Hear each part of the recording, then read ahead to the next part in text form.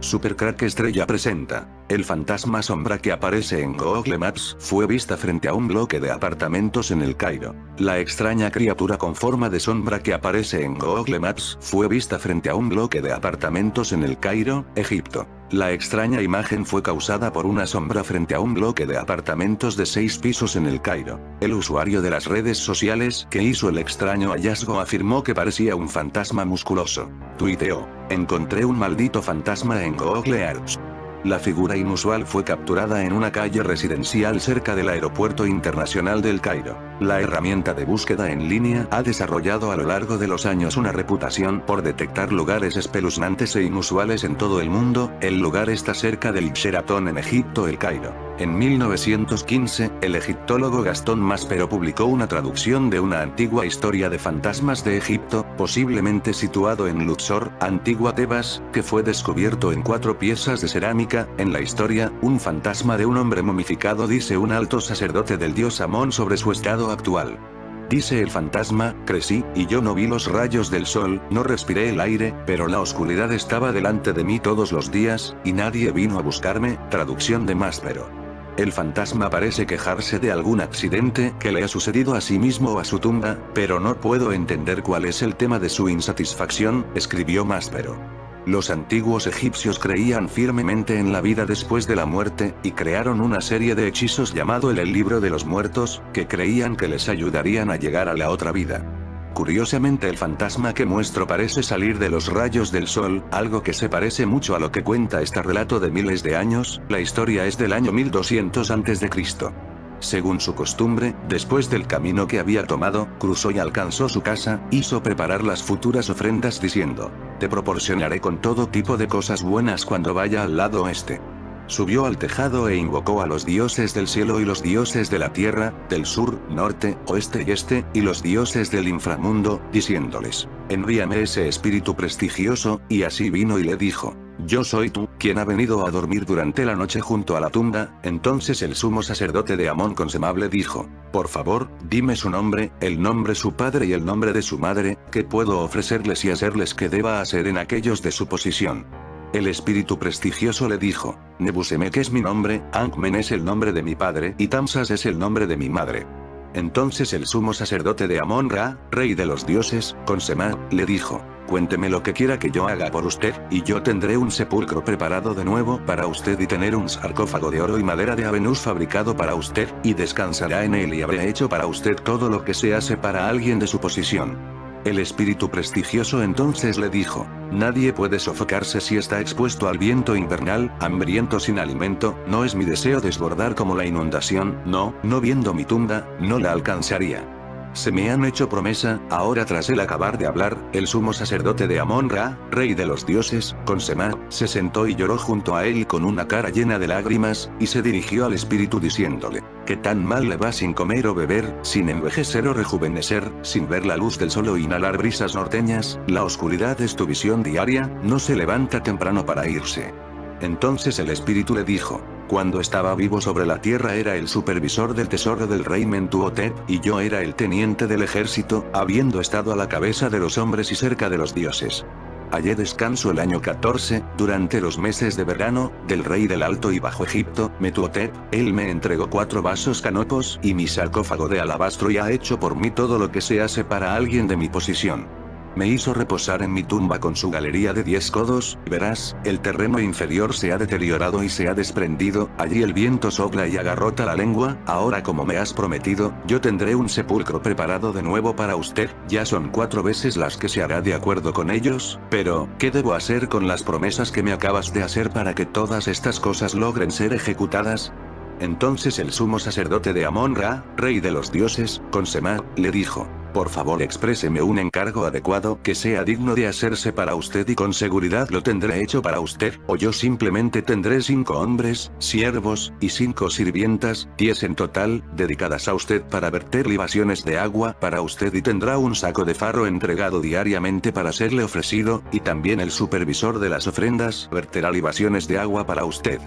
Entonces el espíritu de Nebusemek le dijo: "¿Qué utilidad tienen las cosas que harían?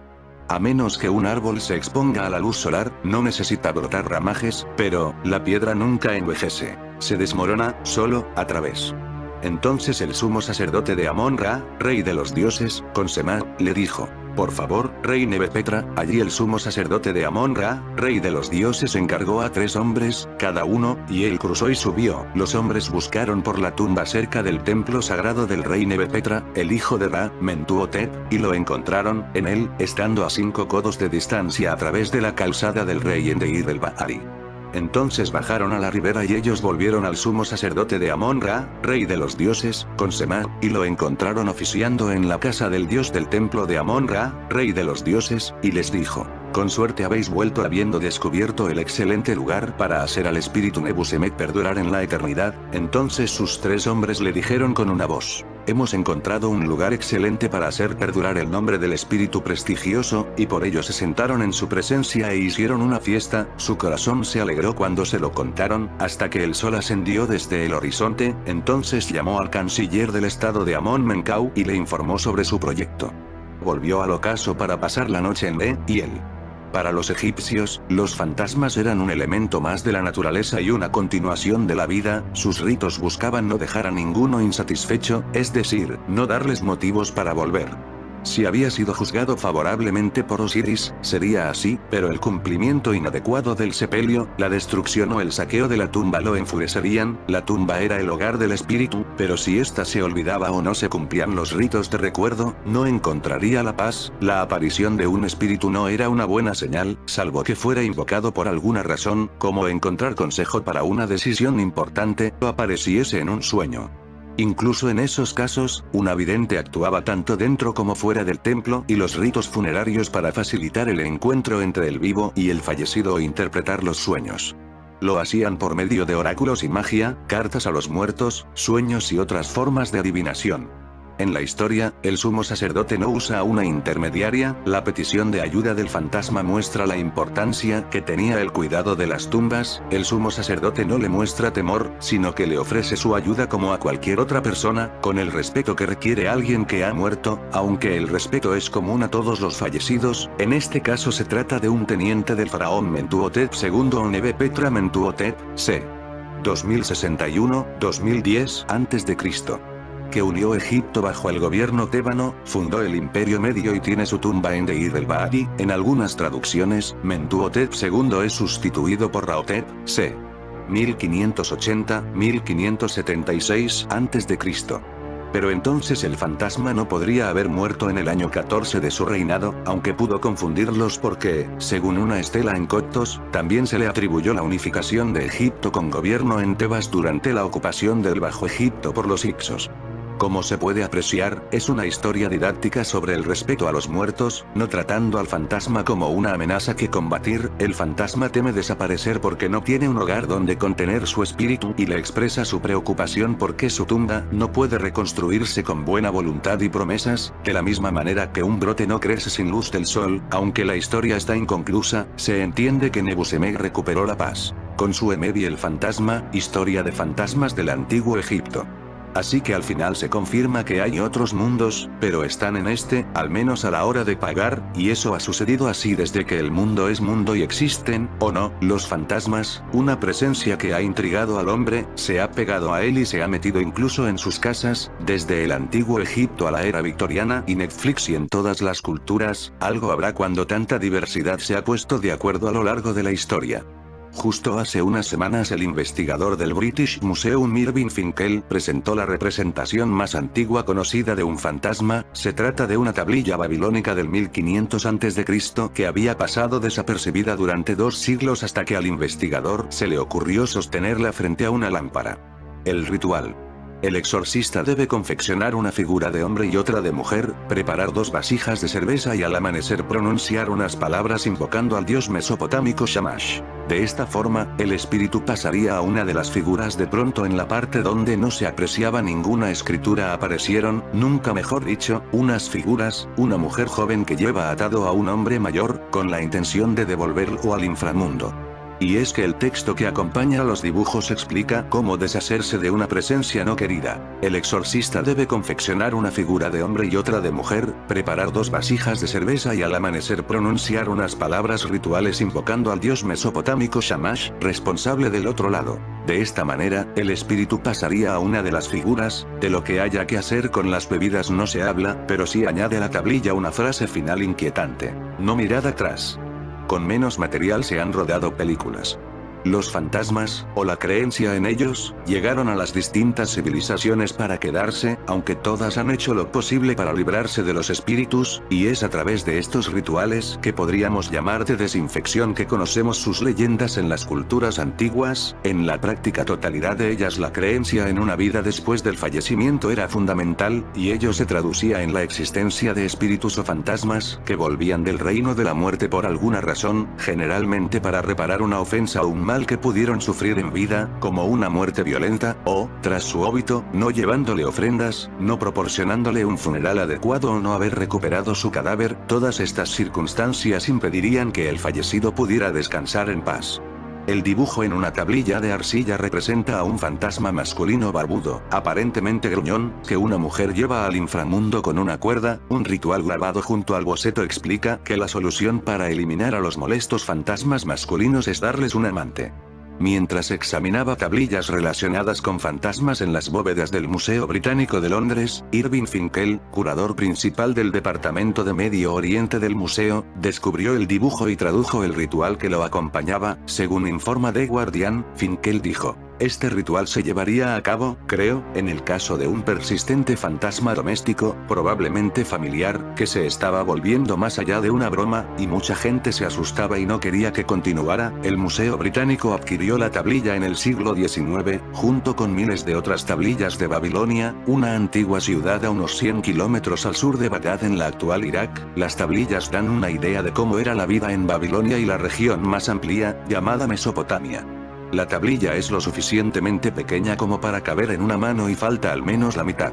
Finkel sabía que el texto cuneiforme de la tablilla, un antiguo sistema de escritura del Medio Oriente, describía un ritual de fantasmas, pero no examinó la tablilla correctamente hasta que comenzó a investigar para su nuevo libro, The First Ghosts o los primeros fantasmas Oder y Stockton, 2021, que se publicará el 11 de noviembre. Tras una inspección más cercana, Finkel encontró el fino dibujo, que apenas es visible a simple vista, e identificó al fantasma y a la mujer.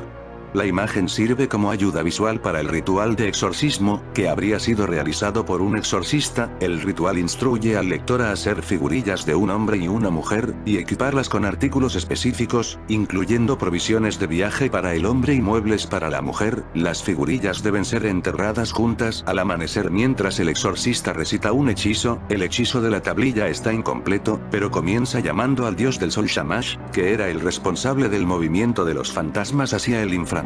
Este no fue un ritual simbólico, sino literal, dijo Finkel. El exorcista estaba destinado a transferir al fantasma a una estatuilla para que pudiera pasar con la bendición de Shamash. La última línea del ritual advierte: no mires hacia atrás. Finkel cree que esta advertencia estaba destinada a las figurillas cuando entraron en el inframundo, pero no puede estar seguro. Quizás el mensaje estaba destinado al exorcista cuando dejaron las figurillas.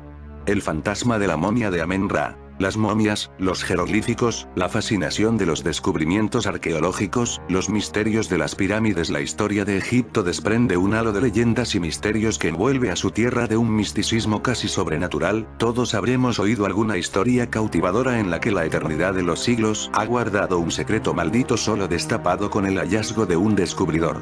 La historia de un secreto maldito es la que hoy os descubrimos. Aquel año de 1500 a.C.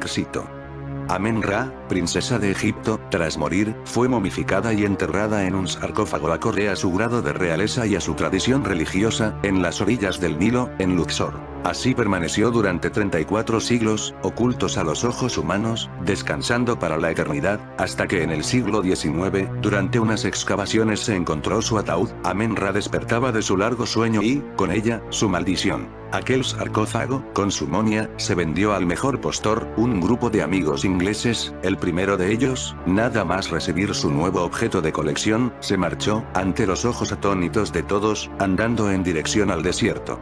Sin más palabras, con la mirada perdida, paso tras paso, se adentró en las arenas ardientes, de él jamás se volvió a saber más, por lo que se supone acabó perdiéndose en el desierto. El segundo de los compradores sufrió un accidente y le amputaron un brazo, mientras que el tercero perdió todo su dinero y acabó indigente, vagando por las calles de Londres. El siguiente rastro que se conoce de aquella momia de Amen-Ra la sitúa en Inglaterra, donde una familia adinerada la añadió a su colección. La maldición, o el castigo de la princesa, no tardaría en llegar también a esta familia. 3 de sus miembros perdieron la vida en un trágico accidente, e incluso perdieron la casa en un incendio. Los accidentes se sucedían uno tras otro, e incluso los transportistas que trasladaron el sarcófago al Museo Británico, murieron. Las leyendas, las extrañas historias, estaban en boca de todos, más aún cuando el espíritu de Amen-Ra comenzó a expresarse. Sollozos, gritos, golpes y arañazos rompían el amenazador silencio de la noche en el museo. Los objetos, por la mañana, amanecían cambiados de sitio. Uno de los vigilantes nocturnos murió, e incluso uno de los visitantes del museo que se había atrevido a tocar el sarcófago, perdió un hijo al día siguiente de la visita. Escondieron el sarcófago en lo más profundo de los sótanos del museo, pero aún así, los sucesos extraños no se detenían. Cierto periódico quiso hacer un reportaje, por lo que mandaron un fotógrafo. Cuando este reveló la foto, una aparición fantasmal apareció en ella mirándolo fijamente. Aquella mirada, aquellos ojos fijos en él. El fotógrafo se suicidó al día siguiente. El museo acabó por deshacerse del sarcófago, pero curiosamente su rastro se perdió. Nadie supo nada más de Amen-Ra salvo que una experta psíquica, Madame Blavatsky, cuando lo vio y analizó se aterrorizó al descubrir la maldad que encerraba. Dicen que, comprada por unos americanos, la quisieron llevar a Estados Unidos, y dicen esas nuevas historias que Amen-Ra inició su viaje a Norteamérica en abril del año 1912, sí, aquel barco en el que dicen iba aquella momia, era el Titanic, aunque de esto último no hay ninguna confirmación. Hoy, nadie sabe dónde está. Nadie conoce dónde reposa Amen-Ra y si finalmente descansa ya para siempre. Los antiguos egipcios no manejaban el concepto de fantasma como lo hacemos hoy en día. Sin embargo, dentro de su esquema sí creían en el alma y en cómo ésta podía regresar del más allá para molestar a los vivos. Los antiguos egipcios creían en el mundo de los espíritus. Para los egipcios el cuerpo estaba formado por 3 componentes fundamentales. El Ka, Ak y el Ba. El Ka se refería a la energía vital y era representada como una sombra negra. Por otra parte, el Ak podría definirse como una fuerza sobrenatural, el cual era representado con el pájaro ibis. Por último, el Ba se refería a algo parecido a lo que hoy en día nosotros conocemos como el alma. Los egipcios creían en la vida después de la muerte, de allí la importancia de cumplir a cabalidad con todos los ritos funerarios necesarios, ya que solo de esa manera podría garantizarse el descanso eterno del fallecido. Salvaguardar los componentes Ka, Ak y Ba era fundamental para poder traspasar el mundo de los muertos con éxito. Si por alguna razón no se cumplían con todos los ritos funerarios, el espíritu podría regresar a molestar a los que en vida eran sus seres más cercanos, aunque en algunos casos estas almas en pena podrían regresar a nuestro mundo sin motivo aparente. Tal es el caso de un testimonio encontrado en un papiro en el que se puede leer el caso de un hombre que le reclama a su difunta esposa el por qué lo está atormentando si él en vida hizo todo lo posible por complacerla. Al excelente espíritu de Ankiri. ¿Qué crimen cometí contra ti para haber llegado a esta miserable situación en la que me encuentro? ¿Qué es lo que te he hecho? Lo que tú has hecho es poner la mano sobre mí, aunque yo no había cometido crimen alguno contra ti, desde que yo vivía como marido contigo hasta el día de hoy. ¿Qué hice contra ti que hubiera tenido que ocultar? ¿Qué es lo que hice contra ti? Lo que has hecho es que yo tenga que presentar esta acusación contra ti. ¿Qué es lo que te he hecho? Voy a presentar un litigio contra ti con palabras de mi boca ante la Eneada de dioses que está en Occidente, y se decidirá entre tú y yo, por medio de este escrito. ¿Qué es lo que te he hecho? El escrito anterior pertenece a una traducción en español tomada del libro Textos para la Historia Antigua de Egipto y se ha convertido en una de las evidencias más importantes que demuestran que los egipcios sí creían en la vida después de la muerte y de alguna manera también creían en los fantasmas, aunque por supuesto con otra clase de esquemas y definiciones que resultan mucho más complejos que los que manejamos hoy en día. Fantasma real. Jinete del Apocalipsis en Egipto.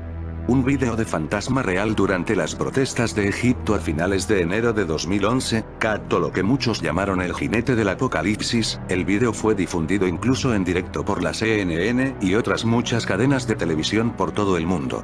Instantes después inunda la red de internet con todo tipo de hipótesis, la que más fuerza consiguió fue la creencia de que la figura del fantasma en forma de jinete plasmaba el comienzo del apocalipsis que cita la Biblia. Según la descripción en la primera parte del capítulo 6 del Apocalipsis en el que detalla que un pergamino en la mano derecha de Dios el cual está sellado con 7 sellos, Dios abre los 4 primeros sellos liberando a 4 jinetes, el caballo blanco, rojo, negro y uno pálido, según la Génesis representan la victoria, la guerra, el hambre y la muerte, respectivamente. Al cuarto jinete, el de la muerte, se nombra como el jinete del Apocalipsis. Los jinetes aparecen con brevedad en el libro, la importancia de estos proviene de las representaciones artísticas y en general la gran influencia que tuvieron sobre la cultura de Occidente. Existen diversas teorías sobre la aparición del fantasma del jinete del Apocalipsis, la más sencilla y posible es que las imágenes fueran tomadas del interior de alguna edificación, siendo el reflejo del cristal de la ventana la que distorsiona las imágenes.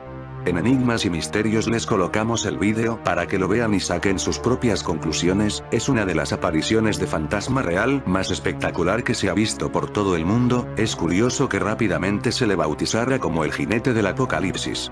En fin amigos de Supercrack Estrella, si el video te gustó pulgar arriba.